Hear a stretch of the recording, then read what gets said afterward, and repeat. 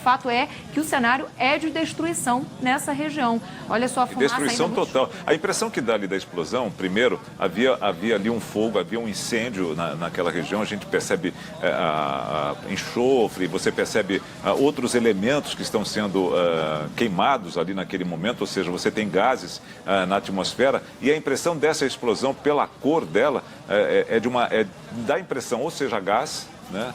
Pode ter havido um vazamento de gases bastante expressivo, causando toda essa detonação em toda essa região, porque veja só a quantidade aí de galpões que vieram abaixo, que foram dilacerados, né? Você tem aí alguns que até desapareceram completamente nessa área portuária. A gente não percebeu ali nenhuma proximidade de algum navio, de algum cargueiro que pudesse também estar fazendo um abastecimento ou um desabastecimento, mas a impressão que dá à distância é de que já havia um incêndio e depois houve uma sequência de explosões ali, que pode ser exatamente uma questão de um abastecimento de gás. Reforça ainda, Nelson, se você conseguir observar aqui nessa área com bastante destroços, há alguns containers, né, posicionados, caminhões que provavelmente indicariam a entrada e saída de mercadoria. E bem lá no fundo, logo após essa imagem da fumaça, lá quase imperceptível, alguns guindastes típicos dessas áreas portuárias.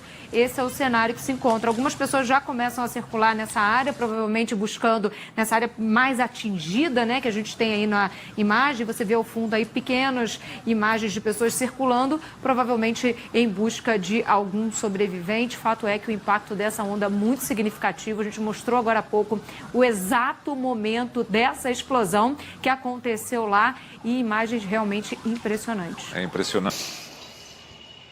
Nossa, explosões fortíssimas, né, na capital do Líbano. Essas são imagens que circulam nas redes sociais, que mostram, então, essa sequência de explosões muito fortes. Segundo informações preliminares, teriam sido 2 explosões, uma perto do porto da cidade e outra na região central. Ainda não há detalhes sobre feridos ou o motivo dessas explosões. Só para que a gente tenha uma ideia de quais as condições que vocês estão trabalhando nesse instante.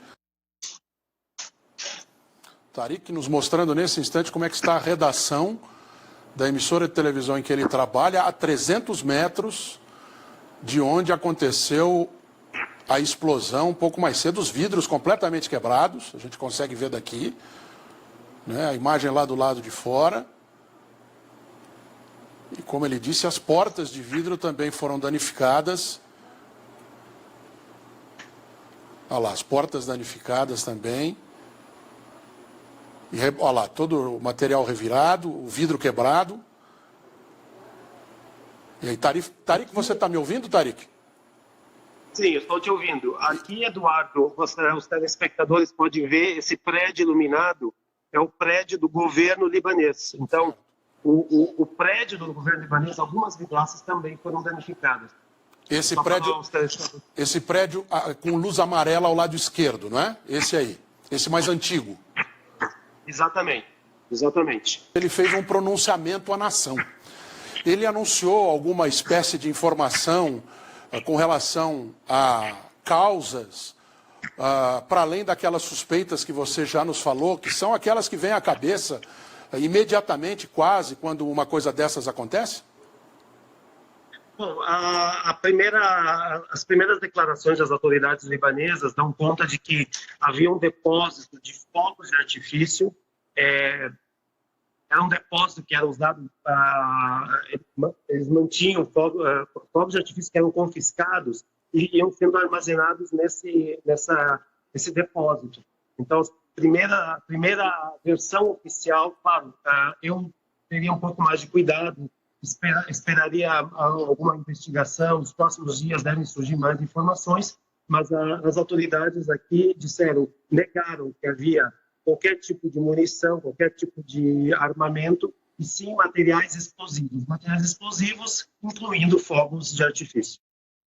Agora, Tariq, que informações que você tem nesse instante com relação aos hospitais da região? A primeira informação que nós tivemos veio inclusive pela Cruz Vermelha, dizendo que os hospitais estavam completamente lotados, até porque, né, convém lembrar, nós ainda estamos vivendo um ambiente de pandemia, né? Nós ainda temos muita gente que acaba buscando os hospitais por causa da Covid-19 também, não é? Precisam comprar materiais, muitos materiais que são importados. Essa explosão, ela só piorou essa situação. Você escuta a todo instante ambulâncias indo e vindo, né? Não sei se você consegue escutar neste momento as ambulâncias, muitos feridos mesmo. Já se calcula aí cerca de 3.000 feridos. Os hospitais já estavam com um pouco de lotação e agora eles tentam, né, atender essas vítimas. Muitos libaneses indo aos hospitais para doar sangue, né, a Cruz Vermelha também já divulgou isso, que necessitava aí de doações de sangue, mas muitos libaneses por conta própria, antes mesmo de qualquer hospital pedir, né, doações, já a população local aqui, a população de Beirute, já indo aos hospitais para doar sangue. Eu ouvi também, li aqui inclusive, que o próprio grupo Hezbollah pediu que seus integrantes fossem doar sangue, né? Negou qualquer participação, qualquer eventual dúvida com relação a um atentado que poderia surgir, e surge, como você mesmo falou nesse instante, mas o próprio grupo solicitou que os seus integrantes fossem doar sangue nesse instante. Outros grupos também, como você está dizendo, Tariq, estão se mobilizando por conta própria, né? O bairro onde eu estou, um bairro que, vamos dizer, está a mais ou menos 1 quilômetro de distância da explosão. As vidraças completamente destruídas dos estabelecimentos comerciais, as pessoas já desceram e já começaram a limpar. Os libaneses estão tão acostumados a esse procedimento, ou seja, já pensam na solução imediatamente, já desceram e começaram a limpar as calçadas, as ruas, dos estilhaços, né, de vidros. Tariq, eu conversei agora há pouco, troquei mensagens, na verdade, com o primeiro secretário da Embaixada Brasileira em Beirute, o senhor Roberto Saloni, que reportava que não tinha informações de feridos graves. A própria esposa dele tomou um susto muito grande, porque eles moram também numa área como você, próxima, relativamente próxima do porto, e a casa dele sentiu o deslocamento de ar e com a quebra de vidros. Mas que agora, até esse momento, a Embaixada Brasileira não tem informações sobre feridos graves entre os brasileiros. Informações coletadas pela Embaixada, pelo setor consular da Embaixada, não há um consulado, mas o setor consular, e também no Centro de Cultura Brasil-Líbano. Você vive aí há quanto tempo, Tariq? Eu estou aqui há 14 anos. Você tem contato com brasileiros frequentemente aí no Líbano? Sim, eu tenho muitos amigos brasileiros. Inclusive, nós temos um grupo no WhatsApp de brasileiros e justamente há alguns minutos nos comunicávamos.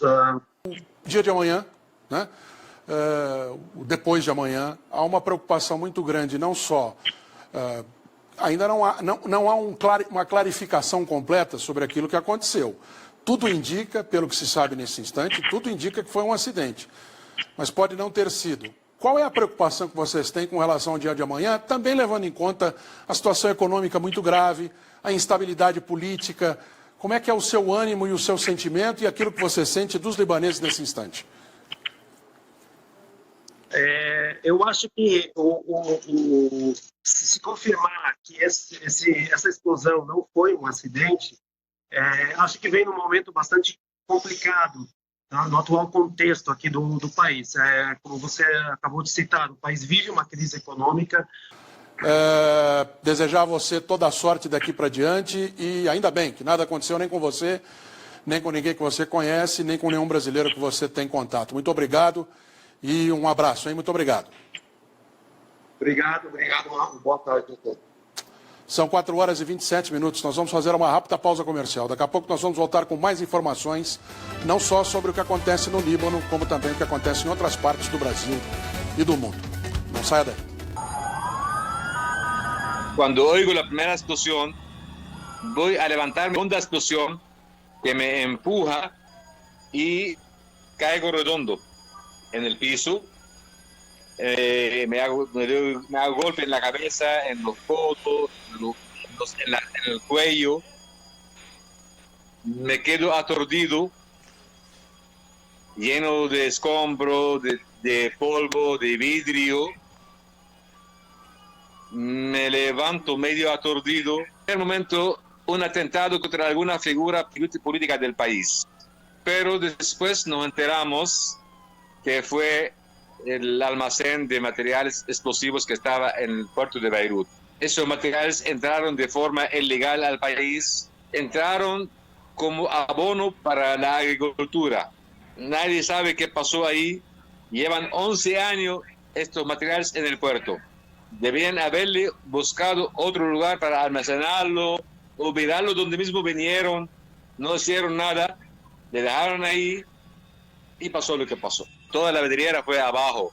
El marco metálico de la vidriera se levantó del cimiento. Y esto fue una de las cosas que me golpearon a mí cuando me tomaron para atrás. Teníamos como una cosa así de anuncio colgado en la pared. Un cuadro grande, de gruesa, con luces adentro. Todo fue abajo.